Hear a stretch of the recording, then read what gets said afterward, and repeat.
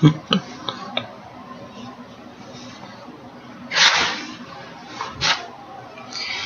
everybody, we're going to hit you up with another presidential election. This one, the election of 1996, Bill Clinton going for the second term. Can he get it done in another three-way race? Let's find that out right now. Now, the incumbent party is the Democratic Party. Bill Clinton, the incumbent from Arkansas, winning in 1992. And he doesn't really have any opposition to his renomination, once again with that advantage of incumbency. Now, he does face some token opposition from Lyndon LaRoche of Virginia and Jimmy Griffin of New York, but he easily wins renomination. Bill Clinton easily wins renomination for president, and he is going to keep his vice president, Al Gore of Tennessee, on the ticket. Now that we have our Democratic ticket of Clinton and Gore, let's go to the Republicans. Now for the Republicans, they're gaining momentum. They're gaining momentum from the 1994 elections when he controlled the House and Senate, which forces them to compromise with President Clinton. A budget impasse between the Republicans and the Clinton administration led to a government shutdown, but Clinton did pass some of the GOP's, some of the things that the GOP had wanted. So the Republican nomination wide open. It comes between Senator Bob Dole of Kansas, Pat Buchanan of Virginia, Steve Forbes of New York, Lamar Alexander of Tennessee, Senator Phil Gramm of Texas, Alan Keyes of Maryland, Senator Richard Lugar of Indiana, Bob Dornan, Congressman from California, Senator Arlen Specter of Pennsylvania, the Governor of California, Pete Wilson, and Morty Taylor of Maryland. At the end of the day, it is going to be Bob Dole who receives the Republican nomination for president. Bob Dole was the 1976 Republican vice presidential nominee. Now, about 20 years later, he's the presidential nominee. He's going to bring along for the ride Jack Kemp of New York as his running mates. Now that we have our Republican ticket of Dole and Kemp, let's go to the Reform Party. Now, the Reform Party was formed by H. Ross Perot, who ran as an independent in 1992 because he wanted to participate in the 1996 election, and the Texan puts himself up for nomination. Also, people like Richard Lamb of Colorado, David L. Bourne of Oklahoma, Lowell P. Wicker Jr. of Connecticut, and Tim Penny of Minnesota are also going to put themselves up for the nomination by the Reform Party.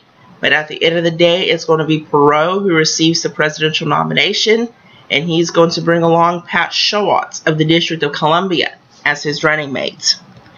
Now that we have our three-way race, Democratic ticket of Clinton and Gore, Clinton the incumbent, our Republican ticket of Dole and Kemp, and our Reform Party ticket of Perot and Showalter. Let's go to the campaign and see who's going to win this thing. Now, without meaningful primary opposition, Clinton was able to focus on the general election early, while Dole was forced to move to the right and spend his campaign reserves fighting off challengers. Political advisor Dick Morris urged Clinton to raise huge sums of campaign funds via soft money for an unprecedented early TV blitz of swing states promoting Clinton's agenda and record. As a result, Clinton could run a campaign through the summer, defining his opponent as an aged conservative far from the mainstream, for Dole was in a position to respond.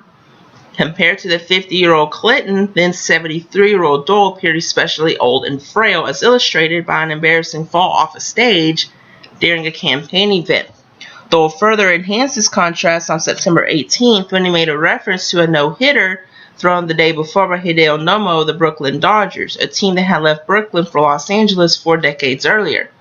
A few days later, Dole would make a joke about the remark, saying, "And I'd like to congratulate the St. Louis Cardinals on winning the NL Central." Notice I said the St. Louis Cardinals, not the St. Louis Browns.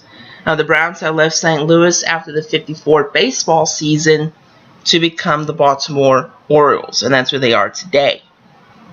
Now, with respect to the issues, Dole promised a 15% across-the-board reduction in income tax rates, and of course, he nominated Jack Kemp as his running mate, who was a supply-side advocate. Bill Clinton framed the narrative against Dole early, painting him as a mere clone of unpopular House Speaker Newt Gingrich. Remember, the Republicans had won control of Congress in the '94 elections. Warning America that Bob Dole would work in concert with the Republican Congress to slash popular social programs like Medicare and Social Security, dubbed by Clinton as Dole Gingrich.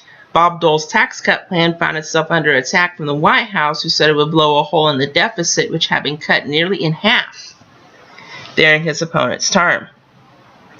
Now, throughout the run-up to the general election, Clinton maintained comfortable leads in the polls over Dole and Perot. The televised debates featured only Dole and Clinton, locking out Perot and the other minor candidates from the discussion.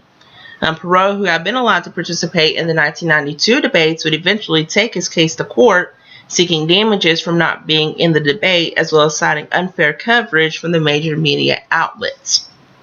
Throughout the campaign, Clinton was always leading in the polls, generally by large margins. And before we get to the results, we're going to talk about a campaign donations controversy. In late September 1995, questions arose regarding the Democratic National Committee's fundraising practices. In February the following year, China's alleged role in the campaign finance controversy first gained public attention after the Washington Post published a story stating that a DOJ investigation, Department of Justice, had discovered evidence that agents of China sought to direct contributions from foreign sources to the DNC before the 1996 presidential campaign. The paper wrote that intelligence information had showed the Chinese embassy in Washington, D.C. was used for coordinating contributions to the DNC in violation of U.S. law, forbidding non-American citizens from giving monetary donations to U.S. politicians and political parties. 17 people were eventually convicted for fraud over funneling Asian funds into the U.S. elections. Now, one of the most notable events learned involved Vice President Gore in a fundraising event held at a Satellite Temple in Hacienda Heights, California. The temple event was organized by DNC fundraisers John Huang and Maria Issa. It is illegal under U.S. law for religious organizations to donate money to politicians or political groups due to their tax-exempt status. The U.S. Justice Department alleged Issa facilitated $100,000 in illegal contributions to the '96 Clinton-Gore re-election campaign through her efforts at the temple. Issa was eventually convicted by a jury in March of 2000. The DNC eventually returned the money donated by the temple's monks and nuns. 12 nuns and employees of the temple refused to answer questions by pleading the Fifth Amendment, when they were subpoenaed to testify before Congress in 1997. And with that in mind, let's get to the results and see who's going to win this thing. Bill Clinton becomes the first Democratic president since FDR to be elected to a second full term. He's going to win 379 electoral votes in re-election to only 159 for Bob Dole and the Republicans. 31 states in the District of Columbia are going to vote Democratic, and they're going to vote for Bill Clinton, while 19 states are going to vote Republican and vote for Bob Dole. Now, H. Ross Perot and the Reform Party does not carry any electoral votes, does not carry any states. In terms of the popular vote, 49.2% of the popular vote will go to Bill Clinton and the Democrats, 40.7% will be going to Bob Dole and the Republicans, and 8.4% of the popular vote will be going to H. Ross Perot and the Reform Party. Sharp decline in Perot's performance from the '92 election, but nonetheless he did pretty well. And Bill Clinton is going to serve out his second term. His second term nearly cut short. We'll talk about why that was and who's going to replace him in the election of 2000 next time. And with that, I hope you enjoyed this video. If you haven't seen any of my previous videos, go ahead and watch those if you want. 4 more election videos left, so I hope you stay with me through the end. And with that, we will see you next time.